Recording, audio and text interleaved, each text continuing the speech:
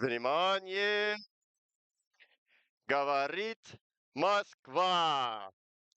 Передаем важное правительственное сообщение.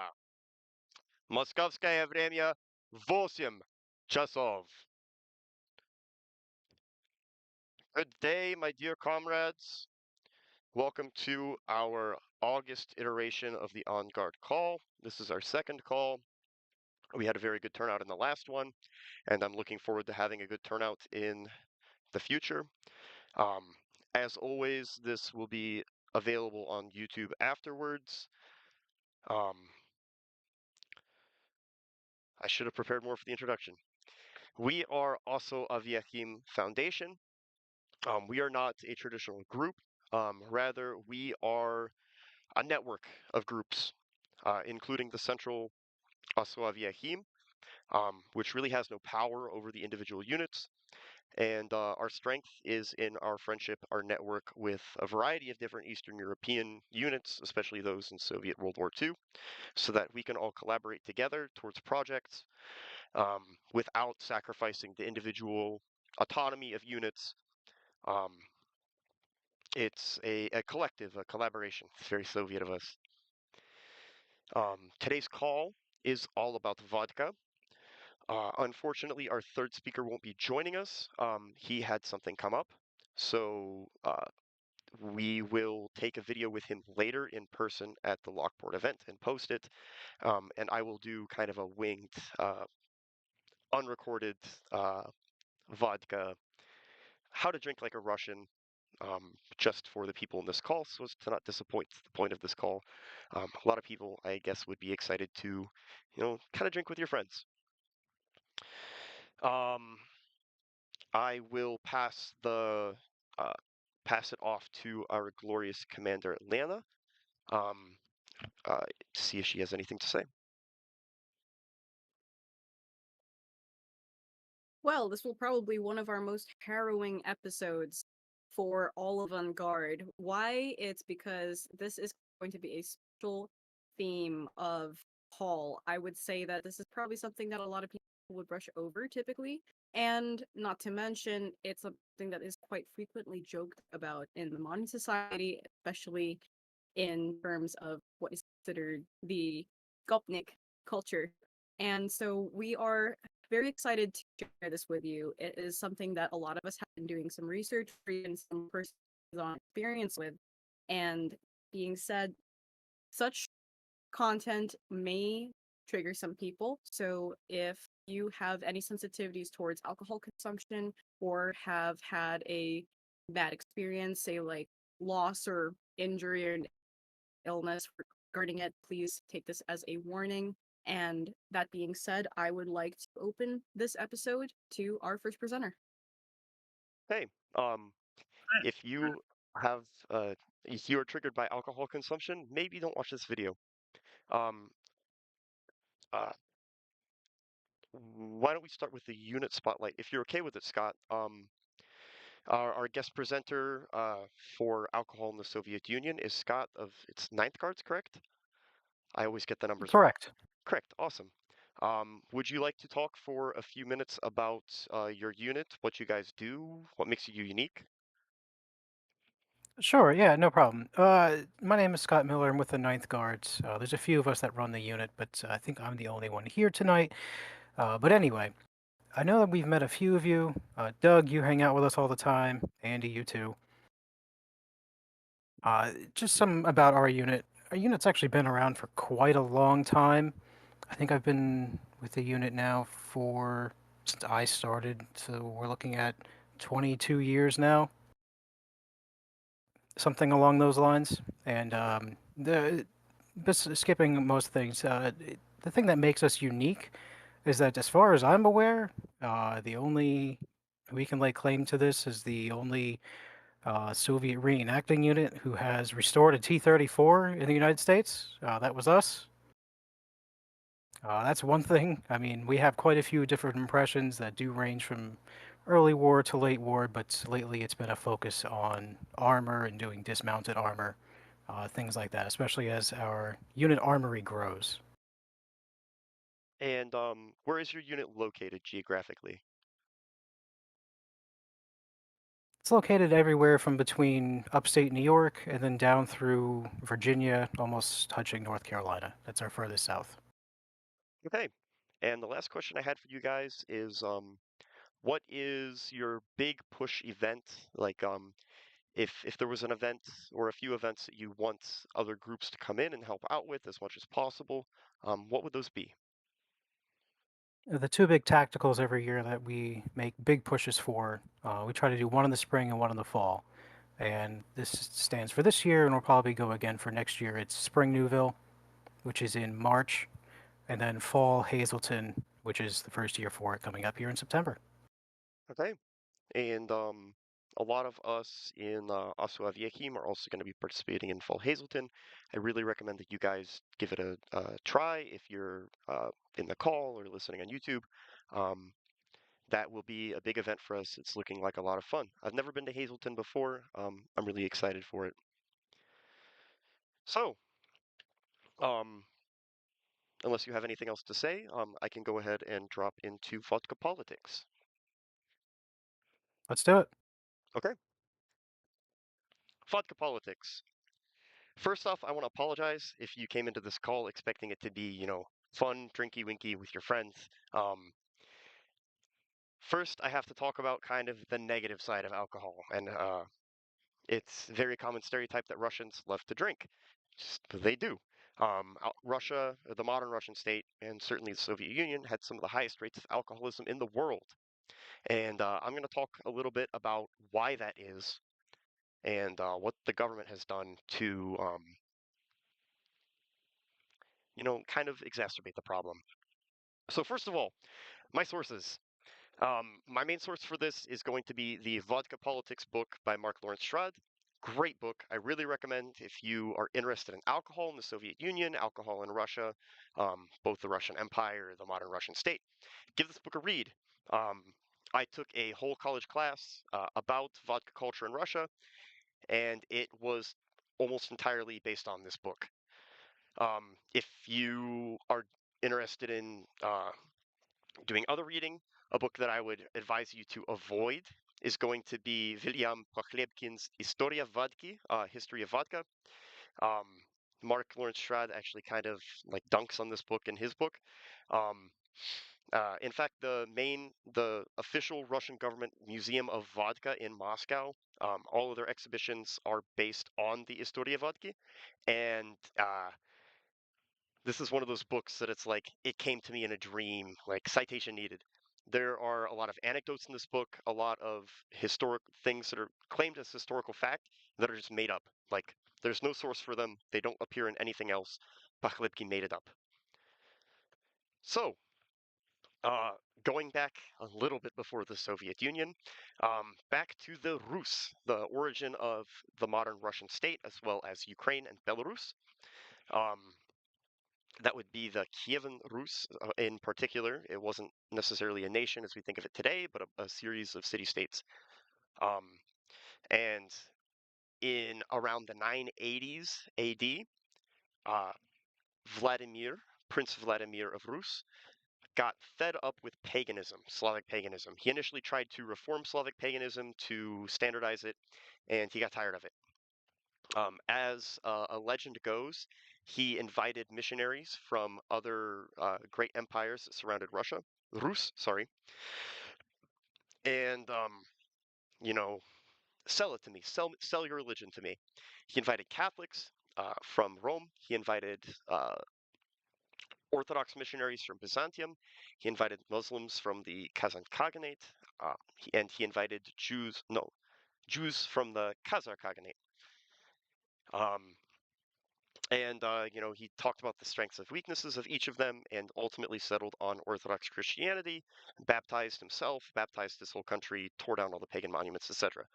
But um, this, where I'm going with this, is the quote that he allegedly made to the Muslim missionaries when they told him that Muslims do not drink; it is haram. He said, reportedly, that drinking is the joy of all Rus. We cannot exist without that pleasure. Now, what were Russians? what were Rusyns, I keep saying Russians, drinking around the 980s, around the turn of the first millennium. That would not be vodka primarily. It was more so kvass. And if you've never had kvass, it's a lightly alcoholic drink made out of like rye bread. Um, that's very traditional Slavic. They would be drinking beer. Beer fermentation is ancient, it goes back thousands of years. It was present across all of Europe, as with wine. Um, they would trade for slaves. They would trade slaves for wine with Byzantium and with Greece, as well as trading with the Norsemen in what we would call Vikings in Scandinavia for mead. And they produced these things themselves as well. So, by the 1500s, vodka production we know existed. It came from Europe as aquavitae, from distilled alcohol liquor. And Ivan the Terrible uh, not only created the modern Russian Empire out of, well, not the modern Russian Empire, out of the Muscovy state, the city-state centered around Moscow, but he also introduced a lot of alcohol systems to Russia. He began this Vodka Politics. Um, he was also a frightful alcoholic, a very brutal leader, very brutal person, very violent, debaucherous. He famously, in a fit of drunken rage, beat his own son to death, the heir to the throne, um, because he thought that his son was going to kill him and take the throne. His son's last words were, "I have always been your faithful servant." And this is a very famous painting of that. One of his generals ran away, got tired of the brutality, ran away to the Polish Lithuanian Commonwealth, and made this quote um, about court life under Ivan the Terrible. "They begin with frequent feasts and drunkenness, from which all kinds of impurities sprang. And what did they add to this? Great beakers, pledged, in truth, to the devil, and beakers which were filled with extremely heady drink. And if they did not drink themselves into a stupor, or rather a frenzy, then they added a second and a third beaker. And those who had no wish to drink or to commit such transgressions, they adjured with great rebuke, while they shouted at the Tsar, 'Behold, this one here, and this one,' naming him, 'does not wish to be joyful at your feast, as though he condemns and mocks you and us as drunkards, hypocritically pretending to be righteous.'" One of the most famous things that Ivan the Terrible did was conquer the Kazan Khanate, what is modern day the state of Tartaria, the Tartaristan in Russia. Um, from uh, when he returned back home, he made probably the most famous symbol of Russia, which is St. Basil's Cathedral, to commemorate his victory. As well, he brought back the uh, Tartar system of drinking houses, of kabaks, um, which is where the Tartar state earned a significant amount of their money. Um, and English ambassador Gauss Fletcher the Elder in 1591, upon returning to England, wrote a book of the Rus Commonwealth, which described many things he saw in Russia. And he devoted a good amount of that time to drinking. He said, "In every great town of his realm he hath a kabak, or drinking house, where is sold aquavitae, which they call Rus wine, mead, beer, etc. Of these he receiveth rent that amounteth to a great sum of money. Some yield 800, some 900, some 1,000, some 2,000 or 3,000 rubles a year. Wherein, besides the base and dishonorable means to increase his treasury, many foul faults are committed. The poor laboring man and artificer many times spendeth all from his wife and children. Some use to lie in 20, 30, 40 rubles or more into the kabak, and vow themselves to the pot, till all that be spent. And this, as he will say, for the honor of Hospodar, or the emperor. You shall have many there that have drunk all away to the very skin, and so walk naked, who they call naga. While they are in the kabak, none may call them forth whatsoever cause there be, because he hindereth the emperor's revenue." It's in this way that the state was really, not only in court politics were they encouraging drunkenness, um, but in the population itself, they were encouraging drunkenness to add to their tax revenue. Now, Russia, the Russian Empire at this time, didn't have the bureaucratic means to have a massive tax collection state. They just didn't have the people, the money to do that. Instead, they relied on the system called tax farming, which dates back to ancient Rome. It was very common in the Ottoman Empire. And basically, instead of hiring a tax collector to collect your taxes, you sell the rights to collect taxes to someone at lottery or at an auction, and then they skim a little bit off of the top to put in their own pocket, normally at a pretty slim margin, and then they give the rest to the government. Um, that really incentivized these people to steal. Um, the government had a limit on how much vodka you were allowed to sell and what the rate was. It was only, I think, 3 or 6% of the tax on standard vodka. So what they would do is they would either, sell a lot more vodka than they were actually allowed to be selling, and just skim the profits, cook the books, um, or they would sell the vodka at a inflated price, either just illegally, or they would, quote unquote, improve it by adding flavors, by adding, um, filtration or something. But the long and short of it is that by 1680, income from the tax farms on salt and vodka accounted for 53% of all state revenues. That is 53% of the government's tax income coming from vodka. So the Russian state had no incentive to, encourage people to drink less, even though, the health effects of drinking that much, even then, were well understood. And in fact, they pushed it more. By the time of Peter the Great in the 1670s, 1720s, um, that system had become dominant. Uh, as often in Russian history, the great and the terrible kind of mean the same thing. Peter the Great was a frightful alcoholic as well. He stood 6'7" tall, and one of the legends is that in his court they had a 1.5 liter bottle, which was in the shape of the Russian double eagle. And if you made some offense against him, or if you refused to drink, refused a shot, you would have to drink the whole eagle, 1.5 liters of vodka, um, which would make even the most seasoned alcoholics shudder.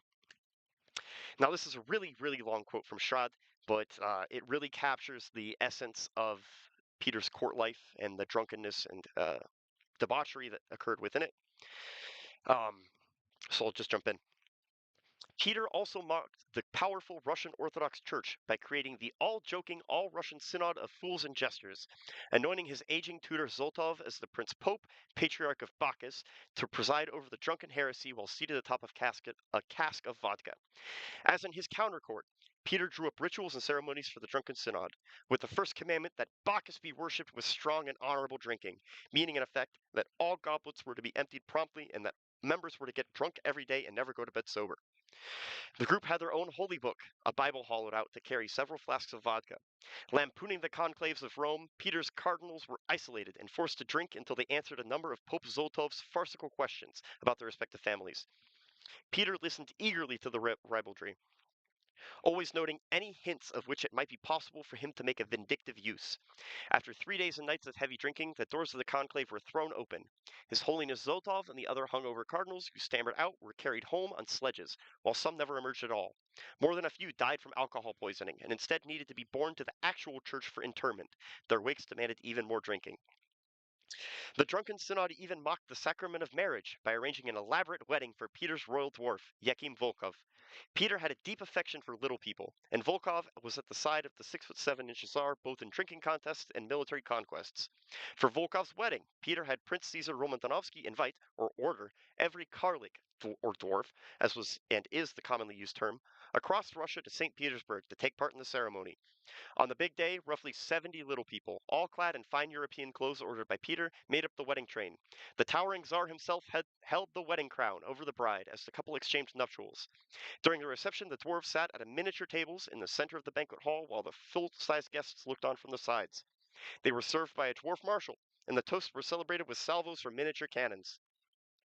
While such scenes easily offend our modern sensibilities, back then Peter, his courtiers, and foreign dignitaries all delighted in the spectacle of joyous dancing dwarves stumbling and falling over drunk. So yeah, court life, especially in 1700s, was pretty wild in Russia. Now we're going to fast forward a little bit to Tsar Alexander II. Um, at this point, tax farming and the very luxurious lives lived by the tax farmers, it became pretty obvious to everybody that they were not making the slim profit margins that the government was mandating for them, that they were stealing money, and the government was just looking over it because that's where they got their money from. Around 1860, Tsar Alexander II ordered a report from the Department of Political Economy to the State Council um, to look into what was going on with these tax farms. Should we do something better? And by this time, Russia had the means to make the bureaucratic tax collection state that, you know, is a lot more efficient than a tax farm. Uh, And the government report said the government cannot and must not lose sight of the effects of this system on the moral and economic welfare of the people. Everyone knows that tax farming ruins and corrupts the people, keeps the local administration itself under a sort of farm, which nullifies all efforts to introduce honesty and justice to the administration, and slowly leads the government into the painful situation of having not only to cover up the flagrant breaches of the law engendered by this system, and without which it cannot operate, but even to resist the people's own impulses to moral improvement through abstention. In this way, the government itself offers a model of disrespect for the law, support for abuse, and the spreading of vice. In 1860, Tsar Alexander II repealed the tax farm system and replaced it with a government excise tax on vodka, initially a pretty low tax. This, seems like a great system. Hopefully, it would reduce the amount of drinking of Russians. Well, that caused prices to go way down, supply to go way up, and alcoholism exploded. Massive, massive spike in alcoholism rates in Russia. It doesn't help that in 1861 he also abolished serfdom, in kind of in the same way and at the same time that the American government abolished slavery. Um, in that, you're free now, but we're not going to do anything to help you, and the land still belongs to, your slave master. So you can either, you know, go starve somewhere else or keep working the land, um, work less land than before, and your slave master has no incentive to take care of you. So these are pretty big things for Russian history, often counted as, big victories, but they really didn't have the effect that was wanted, and if anything, they made things worse for the people involved. We're going to skip forward a little bit more to Tsar Alexander II. Coming into Tsar Nikolai II. In 1891 and 1892, when he was still prince, there was a massive famine that claimed 500,000 lives in Russia. The government was accused of doing nothing about it. Right before Tsar Nikolai II came to power, his predecessor, who I can't remember if it was Tsar Nikolai I or Tsar Alexander III, um, instituted a state vodka monopoly. I didn't write it down in my notes. I should have written it down. This meant that instead of unregulated supply of vodka and private liquor stores, there was strict government regulations on how much vodka could be produced and sold. All of the liquor stores were owned by the government. This also coincides with massive increases in state revenue from vodka. The state owns everything. You can only buy legal vodka from the state. In 1905, there was the Russo-Japanese War.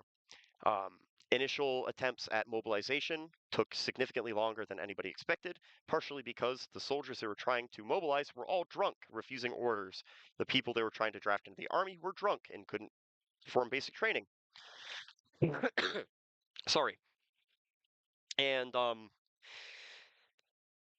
as we all know, a lot of the military defeats by the Russian Empire, disastrous, embarrassing military defeats, can be blamed on drunkenness, especially in the Navy. In 1909, there is the first All Russian Congress in the struggle against drunkenness, where a bunch of medical experts, priests, important citizens gathered in St. Petersburg to debate alcohol and the state's use of alcohol. It ends in chaos and basically a big riot because a lot of the presenters, especially those who were going to chastise the government for engaging in the sale of alcohol, they were physically prevented from presenting by the police, or their presentations were cut short. Even Grigory Rasputin, the famous drunken debaucherer, um, he had something to say about the uh, vodka monopoly, the excise tax. Rasputin said, "It is unbefitting for a czar to deal in vodka and make drunkards out of honest people. The time has come to lock up the czar's saloons." And here are some charts from Schrad's book that talk about just how bad things had gotten. This is estimated alcohol consumption by capita. Um, the average Russian was drinking somewhere between 6 and 16 liters of vodka per person. And I think this is per year, which is a tremendous amount of vodka. I think or no, this is pure alcohol. So more than double that for the number of liters of vodka, because normally it's 40%. Um, and as you can see, alcohol consumption was kind of at a downward decline until about the year of 1905, when it spiked again and was starting to rise on the eve of World War One. This is in part because of the raising excise tax between 1863 and 1914, especially in the 1890s when the government monopoly on alcohol was created. This rate shows just how much revenue the government was getting from vodka. Gross vodka revenues in the 1700s kind of were pretty low. They were around the 20 million silver ruble mark per year for most years. But the government was pretty small at that point. Most governments were fairly small. You can see in 1863, those numbers begin to climb dramatically as they repealed the tax farm system and instituted the vodka excise tax. You can see the vodka revenue as a percentage of total budget is floating right around this 25 to 30% mark. That's significant amount of government income. And as I said before, um, I don't think I said it before, the Russian army was almost entirely funded by vodka, especially in the late 1800s, early 1900s. You can see this 100% mark. Um, Vodka revenues as a percentage of military expenditure is this top, and vodka was paying for the Russian Imperial Army, the entire thing, or almost the entire thing, depending on the year. And on the eve of World War One, vodka revenue shot way up and was paying for the army plus some. You know, the army, it was the largest tax expenditure of the government. Vodka was the largest tax income of the government. It paid for the army. Now, as you may or may not know, 1914, the Great War exploded. Tsar Nikolai is told by his advisors, his yes men, that it will be a quick victory for the Russian state.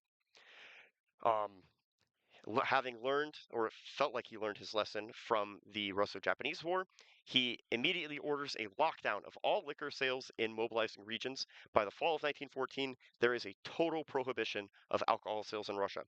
Um, Liquor stores are closed, distilleries are shut down. As a result of this, mobilization occurs in half the normal time. Almost immediately, they noticed that they couldn't make gunpowder or explosives anymore because there wasn't alcohol as a crucial ingredient. Also, almost immediately, they noticed a 33% drop in government budget because the budget was so dependent on alcohol sales. Um, his advisors initially told him that, you know, a sober Russian people, unburdened by the shackles of alcohol, will fill the production gap. That didn't happen. Um, so they solved the gap by just printing more money, which caused massive hyperinflation, made everything more expensive for the average Russian worker, ruined their savings, etc. Um, Exacerbating this, the taxes on vodka were in many cases prepaid by the distilleries. They wanted their money back. They got their refunds. That exacerbated inflation. They printed more money to do it. Um, Soldiers kept breaking into vodka warehouses and getting drunk. Um, Army commanders destroyed the vodka warehouses to keep the soldiers sober. The government had to pay for that too. They did that by printing more money. And in addition, you know, the people wanted alcohol. There was a massive black market demand for it. So Samagon production exploded. It's basically moonshine. Um, in addition, the problems from this is that it wasn't taxed. So the people are still getting drunk, still contributing to drunkenness, and they're not paying any taxes on it. So the government is losing out double. There was a massive wave of alcohol riots. Soldiers or just civilians would break into these warehouses, break into these closed up liquor stores, steal the alcohol, get in fights with the police and military sent to dispatch them, often over who got to steal the vodka. Um, there was also a nationwide wave of alcohol poisonings. People drinking homebrew Samagon that was prepared wrong. People would also drink eau de cologne, shoe polish, industrial varnish, embalming fluid, anything to get a buzz. This caused a massive overburdening of the hospital system because thousands and thousands of people are pouring in from alcohol poisoning cases or just poisoning cases. Um, in addition, the people that owned these vodka warehouses weren't just going to let their stuff sit and get destroyed or stolen. They tried to export it. That further overburdened the rail network. Massive quantities, thousands and thousands of barrels of vodka, were tried to ship out of the country. They were either sent to Galicia, which the original prohibition didn't cover, or they were sent to Murmansk, Arkhangelsk, so that they could be shipped to allied nations in France, or even all the way to Vladivostok, all the way across the Russian Empire via the Trans-Siberian Railway, which the Russian Empire didn't have enough trains to even support their army, much less transport vodka for export. And as I said before, soldiers pillaged and looted liquor warehouses, especially on the front as they were retreating or advancing, and many soldiers deserted to the enemy on promises of liquor. So, famously, Russian Empire collapses. In the Winter Revolution in 1917, and Lenin took over, and he had what he described as a minefield of vodka and wine caches across the city of St. Petersburg and the Russian Empire. Um, Lenin was a strict abolitionist, not abolitionist, prohibitionist. He thought that vodka was a means of government control, and he didn't want his people to drink. So, this is a notice posted around St. Petersburg after the Bolshevik Revolution, um, describing this problem. The bourgeoisie has chosen a very sinister method of fighting against the proletariat. It has established in various parts of the city huge wine depots and distributes liquor among the soldiers, in this manner attempting to sow dissatisfaction in the ranks of the Revolutionary Army. It is herewith ordered to all House committees that at 3 o'clock, the time set for posting this order, they shall in person and secretly notify the President of the Committee of the Finland Guard Regiment concerning the amount of wine in their premises. Those who violate this order will be arrested and given trial before a merciless court, and their property will be confiscated, and the stocks of wine discovered will be blown up with dynamite 2 hours after this warning, because more lenient measures, as experience has shown, do not bring the desired results. Remember, there will be no warning before the explosion. Stalin, very famously, end of the Russian Revolution, very brief period of peace. Lenin dies. This leaves a troika or Russia without a solid leadership. One of the early concessions to war communism is the new economic plan, which brought back a limited amount of capitalism just to so the economy survived, so that food got where it needed to go. Peasants were encouraged to continue producing grain. This caused a massive explosion of samagon production. Why would I sell my grain to the government at a reduced price when I could make it into moonshine and sell it for way more money? This caused massive food shortages in the cities. This caused a lot of wealth inequality in the countryside, which very anti-communist. Will Rogers was an American. He was a cowboy actor and dabbled in a little bit of social commentary. I think this quote is very funny. He said, "The Russian peasant may be illiterate, but he's not what you would call dumb. He knows what's the use raising anything if you can't trade it or sell it for what you want. Sometimes he hides it, but anyhow, he's not selling it. And that has got the whole communistic party about cuckoo right at this moment. The old boys in town has got nothing to get whatever nourishment from whatever the farmer raises to make those Brotherhood of Man speeches on. The old farmer just grinds his extra up into vodka, lays in a lot of wood, and hibernates for the winter." In 1925, Joseph Stalin brings back the vodka monopoly. The government was not making enough money, and this he was hoping would fill the budget gap. This is something that was debated. This is only 1 year after Lenin dies, so he was not long in the ground before they brought back the vodka. William Henry Chamberlain uh, described he was an American expatriate into the Soviet Union, and he described what was going on with that. The recent resumption of the sale of vodka at the pre-war alcoholic strength of 40% was a signal for a wild orgy of a considerable part of the Muscovite population. Long waiting lines have been forming outside the shops where a fiery liquor is sold, and it is no uncommon sight to see a customer pull out the cork of his bottle and gulp down the entire contents amid a circle of envious and enthusiastic onlookers. There has been an enormous increase in public drunkenness during the 2 weeks since the 40 gradusny, 40% went on sale. Excessive use of the new stimulant has caused a number of deaths, and the police have had their hands full attending to cases of drunkenness and disorderly conduct. In some cases, parties of boisterous merrymakers have boarded streetcars and created so much disturbance that they had to be removed by force. Vodka almost immediately makes up, again, 25 to 33% of the government budget. This vodka basically pays for the rebuilding of the Soviet state after the devastation of World War I. It pays for the 5-year plans. Um, and Stalin brought back as well the vodka politics of Ivan the Great and Ivan the Terrible and Peter the Great. He demands that those in his entourage are drunk, especially almost every night. And while he drinks a much lighter liquor or just wine that's the same color as what he's making his inner circle drink, and then he would listen eagerly to what they had to say, looking for any sign of dissent. And he would write it down, he would remember it, and often those people who said something off color would disappear shortly afterwards. They would end up on one of the NKVD chopping blocks. Nikita Khrushchev left after his deposition in the late 1950s or early 1960s. He would leave his memoirs on reel-to-reel tapes, and this is a quote from one of those memoirs. Almost every evening the phone rang. Come on over, we'll have dinner. Those were dreadful dinners. We would get home toward dawn, and yet we had to go to work. I would try to reach the office by 10 a.m., and during the lunch break take a nap, because there was always that danger that if you didn't sleep and he called you again to come to dinner, you would end up dozing off at his table. Things went badly for people who dozed off at Stalin's table. He literally forced us to drink. Among ourselves, we had brief discussions about how to bring the supper or dinner to an end more quickly. Sometimes before dinner or supper, people would say, well, what's it going to be today? Will there be a drinking contest or not? We didn't want to have such contests because we had work to do, but Stalin deprived us of that opportunity. Stalin himself would just drink a glass of cognac or vodka at the beginning of dinner and then wine. Everyone felt repelled by this. It made you sick to the stomach, but Stalin was implacable in that matter. Many of the people in Stalin's inner circle died of complications of alcohol poisoning. Khrushchev himself had his life severely cut short by liver cirrhosis, and many others in Stalin's entourage were forced to drink even to the detriment of their own personal health, just so that Stalin could get them drunk and listen to what's really going on in their minds. Now, wartime.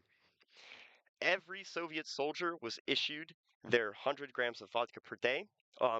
This regulation changed at various times in the war. Sometimes it was just for those who successfully engaged in attack and defense. Other times it was everyone every day. As Konstantin Pleshakov described, at Stalin's personal order, 28 million men were given a glass of vodka a day for 4 years, thus ensuring that the next generation would be fully trained to function in an inebriated nation.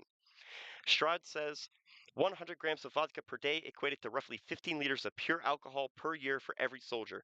To provide upwards of 1 billion liters of vodka annually, Soviet vodka factories ran full tilt day and night, much like the armament factories, both producing badly needed war material. This not only prepared the Russian soldiers to deal uh, this prepared Russian soldiers to give their lives more easily, to take risks in combat that they normally wouldn't, to have this bravado, this drunken disregard for personal safety. It also prepared them to take part in the vodka tax monopoly and contribute back into the government to contribute back to paying for the war effort or future war efforts.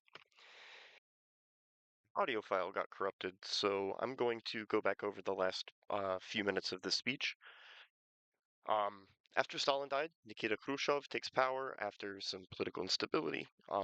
Nikita Khrushchev, while he made a lot of very good reforms in the Soviet Union, he recognized that the vodka paid for everything in the government, and the budget was drunk, so he didn't really make any serious reforms at, ending that vodka monopoly.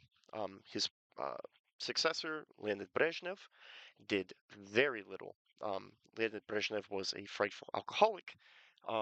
He engaged in similar drinking, similar vodka politics to Stalin, getting his inner circle very drunk all the time.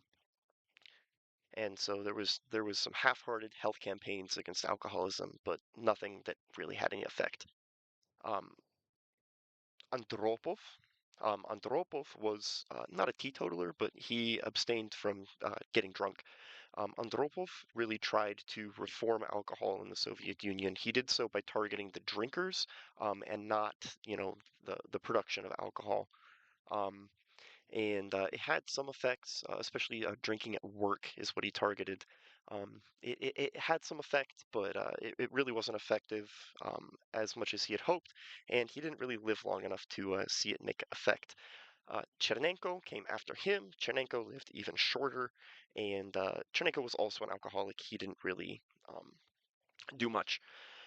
In the Soviet Union, alcohol was commodity number one, and alcoholism was illness number three.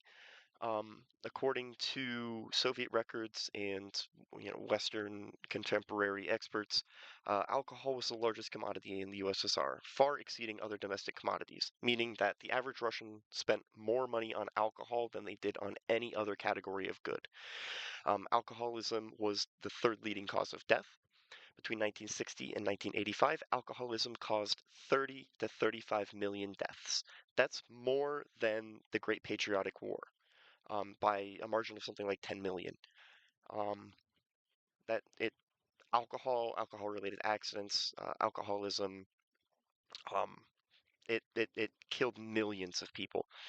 By 1980, more than 90% of Soviet citizens, male and female, drank regularly. 85% began drinking before 15. One-third of initial anti-alcoholism treatments were on children under 10. Alcohol was involved in 74% of murders, 60% of thefts, 66% of all fires, 74% of rapes, 84% of robberies, and 90% of cases of hooliganism. You can see on this chart here that legal vodka production in the Soviet Union skyrocketed after the war.